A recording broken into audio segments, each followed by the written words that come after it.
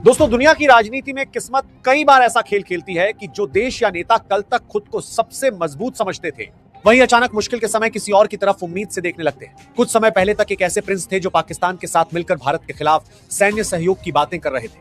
उन्हें भरोसा था कि अगर कभी हालात टकराव तक पहुंच गए तो पाकिस्तान उनके साथ मजबूती से खड़ा रहेगा। लेकिन समय ने ऐसी करवट ली कि आज वही नेता भारत की तरफ उम्मीद भरी नजरों से देख रहे हैं।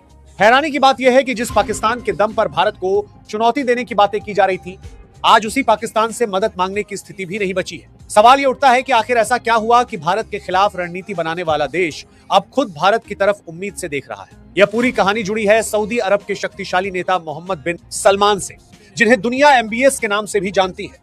आज उनके सामने ऐसा संकट खड़ा हो गया है जिसने पूरे देश की व्यवस्था को हिला दिया है।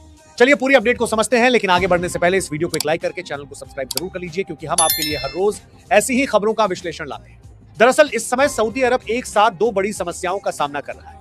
एक तरफ पूरे मिडिल ईस्ट में बढ़ता तनाव है और ईरान की संभावित कार्रवाई का डर बना हुआ है। दूसरी तरफ एक ऐसी समस्या सामने आ गई है जो सीधे आम लोगों की रोजमर्रा की जिंदगी से जुड़ी है, और वह है खाने की चीजों की कमी। यह समस्या अचानक और गंभीर तब हो गई जब फारस की खाड़ी का सबसे महत्वपूर्ण समुद्री रास्ता स्ट्रेट ऑफ हॉर्मुज तनाव के कारण प्रभावित होने लगा। स्ट्रेट ऑफ हॉर्मुज दुनिया के सबसे अहम समुद्री रास्तों में से एक माना जाता है। इसी रास्ते से खाड़ी देशों का बड़ा हिस्सा तेल और गैस दुनिया के अलग अलग हिस्सों तक पहुंचता है।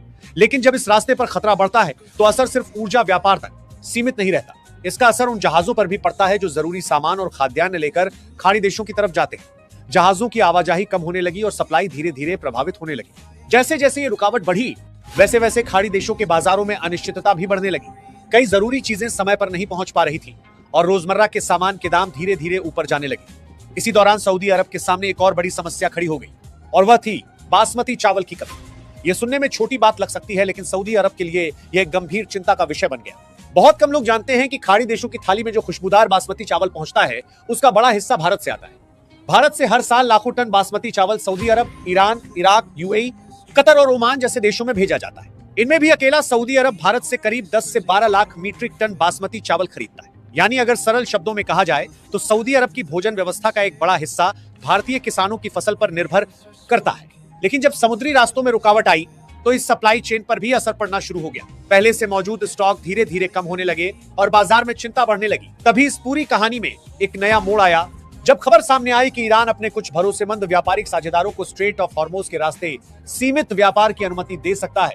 और इसी जगह से इस पूरी कहानी ने एक नया और दिलचस्प मोड़ लेना शुरू किया। ईरान की तरफ से जैसे ही यह संकेत मिला कि कुछ भरोसेमंद देशों के जहाजों को स्ट्रेट ऑफ हॉर्मुज से गुजरने की सीमित अनुमति दी जा सकती है, उसी समय एक नई चर्चा शुरू हो गई। खबरों में यह भी कहा गया कि इस सूची में भारत का नाम शामिल हो सकता है। इसका मतलब यह था कि भारतीय जहाज बाकी देशों की तुलना में अपेक्षाकृत कम रुकावट के साथ व्यापार जारी रख सकते हैं। बस यहीं से सऊदी अरब के सामने एक नया रास्ता दिखाई देने लगा, क्योंकि अगर बासमती चावल की सप्लाई जारी रखनी थी तो सबसे भरोसेमंद स्रोत भारत ही था।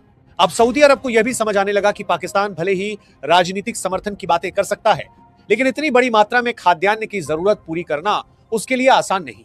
दूसरी तरफ भारत दुनिया का सबसे बड़ा बासमती निर्यातक है और खाड़ी देशों के साथ उसका व्यापार कई दशकों से मजबूत रहा है। यही वजह है कि आज वही देश भारत की तरफ उम्मीद से देख रहा है, जिसके साथ कभी राजनीतिक मतभेद भी सामने आए थे। आंकड़ों पर नजर डालें तो पिछले साल भारत ने लगभग 60 लाख मीट्रिक टन से ज्यादा बासमती चावल दुनिया के अलग अलग देशों में निर्यात किया था। इसमें सबसे बड़ा हिस्सा मिडिल ईस्ट के देशों का रहा। अकेला सऊदी अरब ही करीब 1 मिलियन टन से ज्यादा बासमती चावल भारत से खरीदता है। यानी खाड़ी देशों की भोजन व्यवस्था का एक बड़ा हिस्सा भारतीय किसानों की फसल से जुड़ा हुआ है। लेकिन जब समुद्री रास्तों पर खतरा बढ़ा तो यह पूरा व्यापार अनिश्चितता में फंस गया। कई शिपिंग कंपनियों ने जहाजों की आवाजाही कम कर दी और इंश्योरेंस कंपनियों ने जोखिम के कारण प्रीमियम बढ़ा दिया। इसका असर यह हुआ कि भारतीय बंदरगाहों से निकलने वाला काफी चावल रास्ते में ही अटक गया। कुछ जहाज समुद्र में रुके रहे और कुछ माल बंदरगाहों पर ही पड़ा रह गया। दूसरी तरफ खाड़ी देशों की चिंता इससे भी ज्यादा बड़ी है।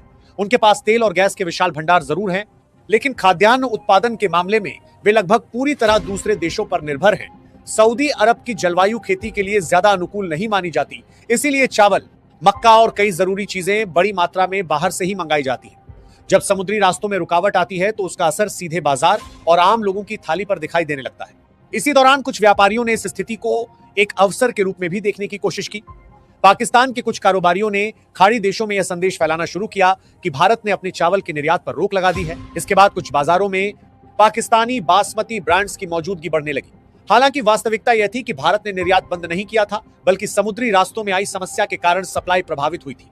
इसके बावजूद विशेषज्ञ मानते हैं कि भारतीय बासमती की पहचान और गुणवत्ता इतनी मजबूत है कि लंबे समय में उसकी जगह लेना आसान नहीं है। यही कारण है कि संकट के इस समय भी खाड़ी देशों की नजर भारत की तरफ ही बनी हुई है। अंतरराष्ट्रीय राजनीति में अक्सर हालात बदलते रहते हैं, लेकिन आर्थिक जरूरतें देशों को एक दूसरे के करीब ले आती हैं। अगर इस पूरे घटनाक्रम को ध्यान से देखा जाए तो यह सिर्फ चावल के व्यापार की कहानी नहीं है, यह उस बदलती दुनिया की झलक है जहां भोजन, ऊर्जा और समुद्री रास्ते भी रणनीतिक ताकत का हिस्सा बनते जा रहे हैं।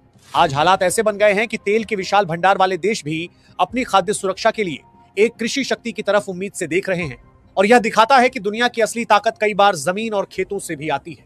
इसके साथ ही भारत के लिए भी यह स्थिति काफी महत्वपूर्ण बन जाती है। एक तरफ भारतीय किसानों और एक्सपोर्टर्स का हित जुड़ा हुआ है, तो दूसरी तरफ खाड़ी देशों के साथ भारत के पुराने व्यापारिक और ऊर्जा संबंध भी है।